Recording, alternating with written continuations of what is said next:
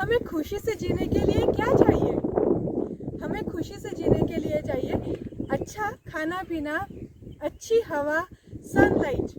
और हमारी धरती माँ हमें ये दे रही है। क्या इसके अभाव में हम अच्छी ज़िंदगी जी सकते हैं? हम एक्सपेंसिव मटेरियल के अभाव में, लग्जरियस लाइफस्टाइल के अभाव में तो जी सकते हैं, पर क्या हम इसके अभाव में जी सकते हैं? नहीं ना। सोचिए, अगर हमारी धरती माँ ने हमें ये देना बंद कर दिया तो क्या होगा? क्या हम इसे खरीद पाएंगे? क्या हम मेडिसिन सप्लीमेंट खाकर हेल्दी जीवन जी सकते हैं? क्या हमारे नेचुरल ट्रीज़ की जगह हमारे मैनमेड एयर प्यूरिफायर ले पाते हैं? नहीं ना। तो जब हमारी धरती माँ हमें ये सब दे रही है तो रिटर्न में हम उसे क्या दे रहे हैं? क्या हमने उसके प्रति अवेयर नहीं होना चाहिए? और इसी अवेयरनेस को स्प्रेड करने के लिए हर साल हम लोग वर्ल्ड एनवायरनमेंट डे सेलिब्रेट करते हैं।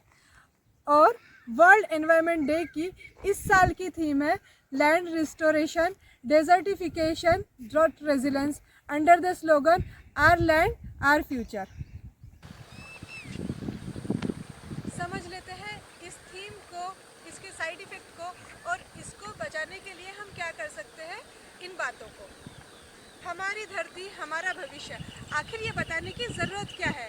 हम सब जानते हैं कि हम धरती पर रहते हैं, इसमें उगा हुआ खाना खाते हैं और भविष्य में भी यही करेंगे, तो अलग से इसमें बताने की, डिस्कस करने की क्या बात है? तो फ्रेंड्स, आप यह भी जानते होंगे कि ये धरती ना सिर्फ हमारा घर है बल्कि कई अन्य प्रजातियों का भी घर है, पर इसकी क्वालिटी दिन पर दिन ख़राब होती जा रही है। इसीलिए हमें लैंड को रिस्टोर करने की ज़रूरत पड़ रही है। यहाँ पर सैंडस्टॉर्म आ रहे हैं, टेम्परेचर राइज हो रहा है, डेजर्टिफिकेशन हो रहा है, दुष्काल की स्थिति आ रही है और बहुत सारी चीज़ें हो रही है। इससे हमारा तो जीना मुश्किल हो ही गया है, पर बहुत सी प्रजातियाँ आज खतरे में हैं। अगर हमें उन्हें बचाना है तो हमें धरती को बचाना होगा।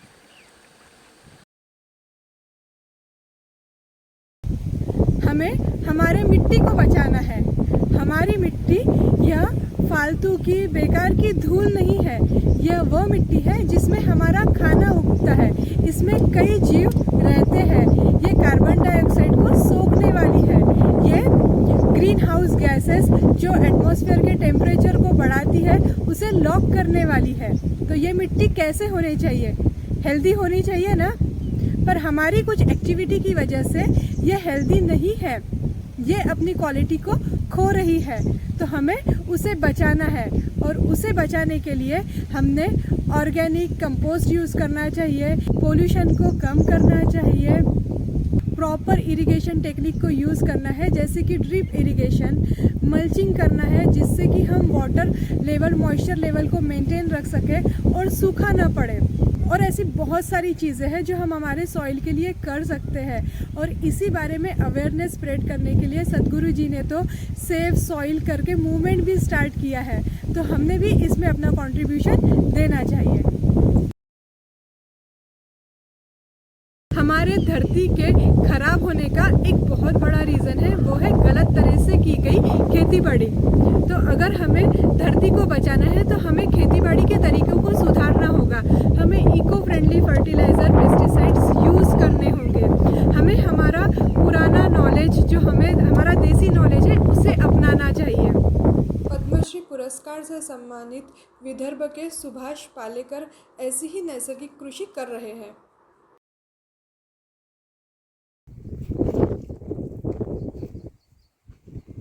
नदी, नाले, तालाब, समुंदर, महासागर, ये पानी के स्रोत हैं।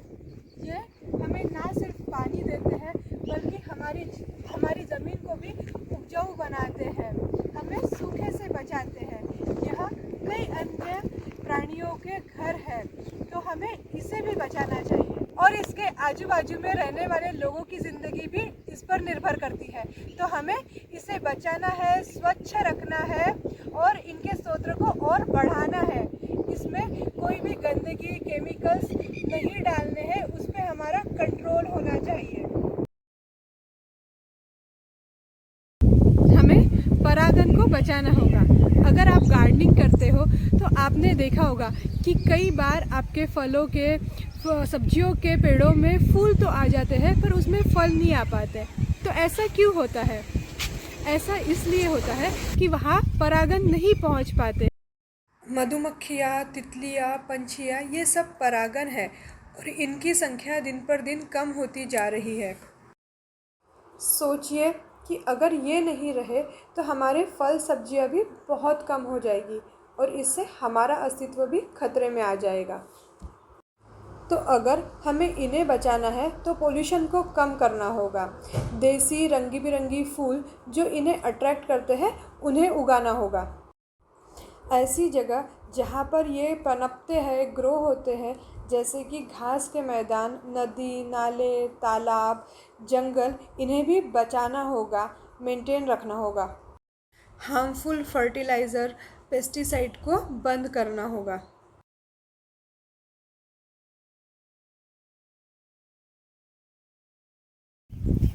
तो फ्रेंड, इस तरह हमें नेचर को अपने शहर में आने देना चाहिए, बढ़ने देना चाहिए और इसके लिए हमें पोल्यूशन को कम करना है। प्रॉपर टेक्निक यूज़ करके केमिकल फर्टिलाइज़र्स या ऐसी कुछ चीज़ों को कम करना है, प्लास्टिक को कम यूज़ करना है, प्रॉपर वेस्ट मैनेजमेंट करना है और हमें जितना हो सके उतने ग्रीनरी को बढ़ाना है, पानी के स्रोतों को बचाना है।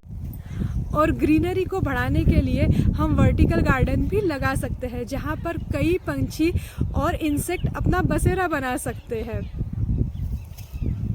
मैं आज तो मज़े से नेचर का लुत्फ़ उठा रही हूँ, पर अगर हमें और हमारी नेक्स्ट जनरेशन को ये भविष्य में भी करना है तो हमें इसके प्रति सतर्क होना पड़ेगा, इसे बचाना होगा।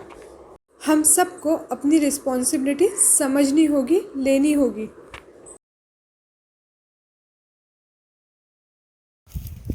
और ऐसा कर कर हम धरती को बचा सकते हैं। पानी के स्रोत बढ़ाने से हम सूखे से बच सकते हैं, हम डेजर्टिफिकेशन को कम कर सकते हैं। तो फ्रेंड्स, ये कुछ बातें थी जो मैं आपके साथ करना चाहती थी। अगर आप मेरी बातों से सहमत हैं तो इस वीडियो को लाइक करिए, शेयर करिए और अगर आपने अभी तक मेरे चैनल को सब्सक्राइब नहीं किया है तो प्लीज़ इसे सब्सक्राइब कर लीजिए। Thank you for watching my video.